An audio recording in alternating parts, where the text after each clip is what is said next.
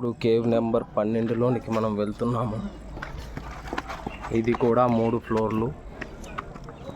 మొత్తం కొండని తొలిచేసి దాన్నే అపార్ట్మెంట్లా కట్టేశారు, తయారు చేసేశారు.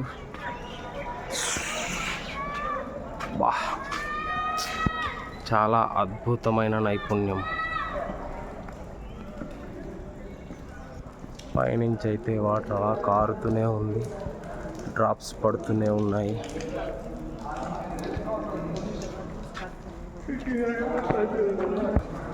అసలు వాళ్ళు ఎలా ఇంతెంత గొప్పగా వీటిని చెక్కగలిగారు. అన్నీ కూడా ఒక ఆర్డర్లో, ఒక షేపులో, ఒక సైజులో ఏవో తీసుకొచ్చి పెట్టినట్టుగా ఇంత పెద్ద హాలు లైన్గా చేయడం అనేది అద్భుతం, అమోఘమనే చెప్పవచ్చు. ఇది కూడా బాగుంది. వీడియోలో ఎంత ఎక్కువ అవుతుందని ఏమీ అనుకోవద్దు.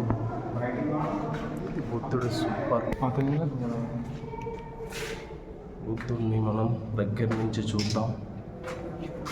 బుద్ధుని యొక్క పెద్ద విగ్రహం.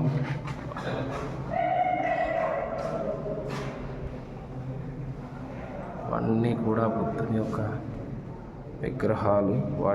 వారి యొక్క మిగతా సాటి అయిన సహాయకుల యొక్క ముఖ్య విగ్రహాలు ఇక్కడ ఏర్పాటు చేశారు. కిరీటాలు పెట్టినట్టుగా ఉన్నాయి ఈ విగ్రహాలకి.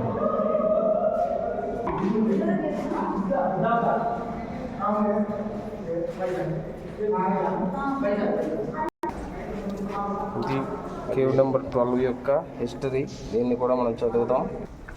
చూడవచ్చు ఎన్ని పిల్లర్స్ ఉన్నాయో, ఎంతెంత లావు సైజుల్లో ఉన్నాయో. లోతుల్లో చెక్కారు విగ్రహాలు అయితే. ఇప్పుడు మనం పైకి వెళ్దాం.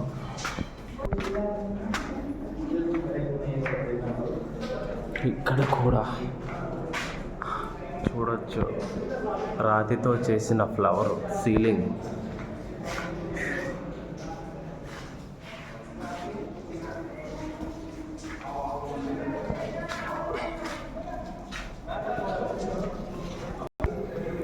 ఇప్పుడు ఇది మనం ఫస్ట్ ఫ్లోర్కి వచ్చాము.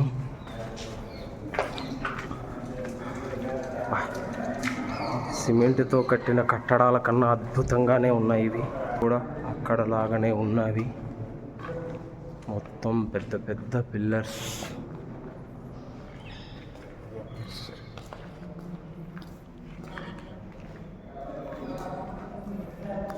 ఇది ఒక బుద్ధుని యొక్క ఇంకొక ఆకారం అన్నమాట.